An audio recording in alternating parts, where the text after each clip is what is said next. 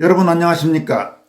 헌법재판소의 윤석열 대통령 탄핵안 전원일치 인용 결정 충격과 관련해서 당초 기각이나 각하 쪽에 서 있던 것으로 알려진 3명의 보수 성향 헌법재판관, 특히 정영식 재판관의 막판 탄핵 인용으로의 변심이 윤 대통령 파면을 불러온 결정적 변수로 알려지고 있습니다. 이와 관련해 서정욱 변호사는 정영식 재판관 및 두 아들과 관련된 4대 의혹을 제기하면서 정 재판관이 이들 4대 의혹 때문에 민주당에서 협박을 받고 탄핵 인용 쪽으로 돌아섰을 가능성이 높다면서 관련 의혹 및 협박설에 대한 철저한 수사를 공개적으로 촉구하고 나섰습니다. 서 변호사는 정 재판관 관련 4대 의혹으로 아들 결혼 과다 축의금 의혹, 정여세 포탈 의혹, 아빠 찬스 호화 스펙 의혹, 아들의 사건 수임 의혹을 제기하면서 자신이 제기한 이 같은 의혹은 모두 사실이며 허위가 있다면 법적 책임을 지겠다고 밝혔습니다. 서정욱 변호사는 6일 자신이 운영하는 유튜브 채널 서정욱TV를 통해 윤 대통령 탄핵 문제와 관련해 이미 헌법재판소에서 8대 0으로 결론이 났지만 법에 의해서 재판관들이 뇌물을 받았거나 아니면 협박을 받아 판결이 이루어졌을 때는 재심 사유가 된다면서 정영식 재판관 및 두 아들 관련 4대 의혹을 구체적으로 제기했습니다. 서 변호사는 우파 재판관 3명이 확실하게 기각으로 버티고 있다가 갑자기 정영식 재판관이 배신하면서 6대2가 되었다. 이거는 조배숙 의원도 그 주장을 했다라고 말했습니다. 국민의힘 비례대표 의원인 조배숙 의원은 1956년 전북 익산 출신으로 서울대 법대를 졸업했고 사법시험에 합격한 뒤 검사, 판사, 변호사, 국회의원을 모두 거친 법조인 출신 정치인입니다. 현재 국힘 법사위 소속 중진의원인 조배숙 의원은 최근 서정욱 변호사가 말한 이 내용, 그러니까 원래 헌법재판관 8명 중 5대 3으로 3명의 재판관이 기각 또는 각하 그런 의견이어서 윤 대통령 파면안이 인용될 수가 없는 구조였는데 갑자기 막판에 정영식 재판관이 인용 쪽으로 돌아섰고 이어서 나머지 2명, 즉 김복형 재판관과 조한창 재판관도 인용 쪽으로 돌아서서 8대 0이 됐다. 이런 취지의 주장을 한 바가 있습니다. 서정욱 변호사는 법조계의 파다한 소문인데 구체적인 팩트를 제시하겠다면서 해명을 하고 수사를 해야 한다고 촉구했습니다. 그는 이재명의 분신인 정성호가 정영식 재판관에게 미안하다고 사과까지 했다. 그런데 뭐가 미안할까라면서 의혹을 구체적으로 하나하나 제기했습니다. 서 변호사는 정영식 재판관이 지난 3월 8일 있었던 아들 결혼식에서 안절부절 심히 넉나간 유령처럼 있었다라면서 코엑스에서 결혼식을 했는데 이렇게 고급 호텔에서 모든 사람을 불러서 결혼식을 한다는 건 부적절을 떠나 불법 의혹도 있다. 이거는 확실히 팩트라고 말했습니다. 서 변호사는 정영식과 아주 친한 모 변호사가 축의금 50만 원을 냈다. 이거는 명백한 불법이다.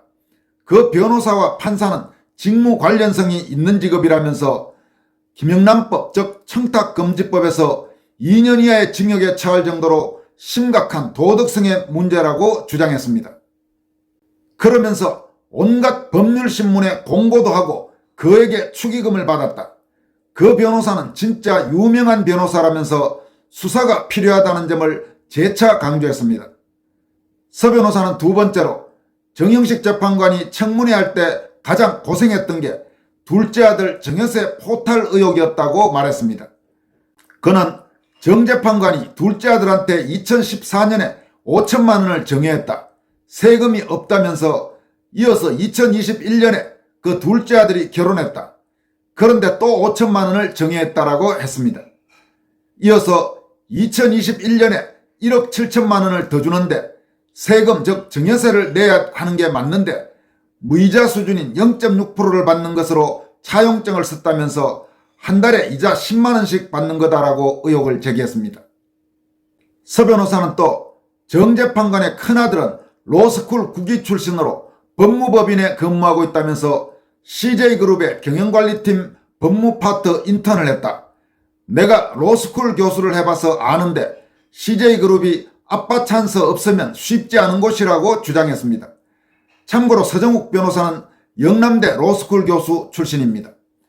서 변호사는 이어서 그 아들은 수원지방법원에서 연수를 했다면서 정형식은 수원고법 부장판사 시절인 2021년과 거의 겹치거나 약간 이전이라면서 비법인의 수석 인턴 변호사까지 했다라고 말했습니다. 그러면서 아들의 화려한 인턴 수석 경력이 과연 압력이 없었겠느냐, 제보가 없었겠느냐, 제보하는 순간 정형식은 파면 탄핵이라면서 조국하고 똑같다. 스펙이 위조됐다면 충분히 협박을 받을 수 있다. 스펙이 너무 화려하다라고 주장했습니다. 서정욱 변호사는 네 번째 의혹으로 큰아들이 소속된 A법무법인은 전관들이 있는 로펌이라면서 변호사 경력이 거의 없어서 독자적으로 사건을 많이 수임하기 어려운데 혹시 아버지가 유명한 법조인이니까 아빠 찬스 수임은 없었겠느냐라고 물었습니다.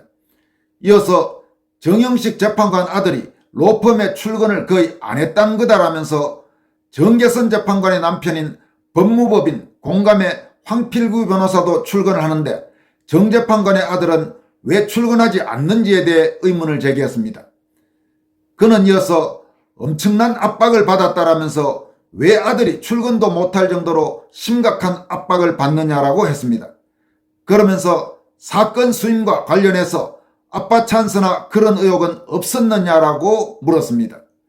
그러니까 서정욱 변호사의 이번 폭로 내용을 압축한다면 정형식 재판관이 두 아들과 관련돼서 지금까지 말한 네 가지 큰 의혹, 소위 4대 의혹이 있는데 이 문제를 민주당 측에서 갖고 정형식 재판관에게 협박을 했을 가능성이 있다. 그리고 민주당 측에 협박이 들어온 상태에서 정형식 재판관이 이 문제에 대해서 버티기도 어렵고 또 아마 겁을 냈을 수도 있고 해서 결국 그 협박에 굴복해서 대통령 탄핵 심판과 관련해서 막판에 인용으로 돌아섰을 가능성이 있다. 이런 내용을 서정욱 변호사가 폭로한 것입니다. 그러면서 서 변호사는 이 의혹이 상당히 구체적이고 또 민주당 측의 협박 가능성도 충분히 있기 때문에 관련 의혹과 협박설에 대해서 철저한 수사를 해라. 그리고 현재 만약에 법원의 경우 재판관, 판사들이 뇌물을 먹었거나 혹은 협박에 의해서 그 재판의 결정이 이루어졌으면 그 재판 결정이 무효가 되기 때문에 그런 부분에 준용해서 철저한 조사 또는 수사가 필요하다. 이렇게 주장을 한 것입니다. 서정욱 변호사가 이번에 자신의 유튜브 채널을 통해 폭로한 정형식 재판관 일가 관련 4대 의혹은 더퍼블릭의 김종현 기자가 그 내용을 보도한 데 이어서 연합뉴스 편집국장 출신인 서옥식 대한언론인의 부회장이 자신의 블로그를 통해 다시 내용들을 소개하는 등 파장이 점차 확산되는 추세입니다. 여러분, 헌법재판소의 이번 윤 대통령 탄핵 인용 결정은 석연치 않은 점이 적지 않습니다. 특히 그동안 윤 대통령 탄핵안에 부정적인 입장으로 알려진 소위 보수 성향이라는 정형식, 김복형, 조한창 이 세 재판관의 막판 탄핵 인용 찬성과 관련해서는 오늘 소개한 내용들을 포함해서 여러 가지 의혹들이 제기되고 있습니다. 철저한 진상규명이 필요해 보입니다. 이어서 북한의 서울대 격인 김일성 종합대학 출신 젊은 엘리트 탈북자인 김금혁 통일부 정책자문위원이 한동훈 일파를 통렬히 질타한 것을 소개해드리도록 하겠습니다. 김금혁 씨는 평양 출신입니다. 평양 외국어학원과 김일성 종합대를 졸업했으며 탈북 후 고려대에서 공부한 뒤 국가보훈부 장관 정책보좌관과 통일부 통일미래기획위원을 거쳐 현재 통일부 정책자문위원을 맡고 있습니다.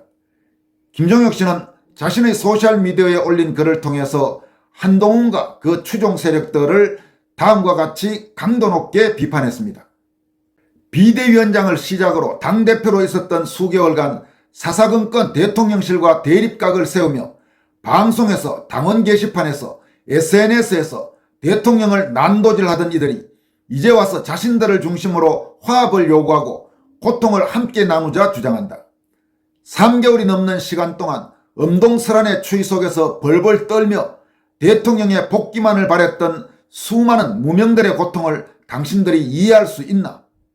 함께 나눌 고통이 너희에게도 있었나? 그 시간 동안 니들은 꽤 즐거워 보이던데 성주를 포박하고 성문을 열어 제껴 적에게 백기토항한 자들이 이제 와서 이재명은 안 된다며 단합을 부르짖고 있다. 인면수심도 적당히 하셔라. 최소한의 양심도 없나? 김금혁 씨는 이어서 다음과 같이 한동훈 일파에 대한 비판을 이어갑니다. 한동훈과 그 주변인들이 우리 당을 장악하고 있던 시절 우린 단 한 번도 이재명을 이긴 적 없었다. 그러나 한동훈이 물러난 시점부터 국힘의 지지율은 거짓말처럼 치솟았고 한동안 민주당을 앞지르기도 했다. 2030 세대가 우파로 돌아섰고 대학가에선 탄핵 반대 시국선언이 터져나왔다. 이런 적은 처음이었다. 젊은 세대에 소구력이 있다 자부하며 영피프티 흉내를 내던 한동훈의 행사에서 좌석을 점유한 이들은 50대 이상의 위드 훈이가 전부였고 60%가 넘는 지지율을 기록했던 한동훈의 국힘 내 지지율은 마치 그의 무엇 마냥 신기루처럼 모두 사라졌다.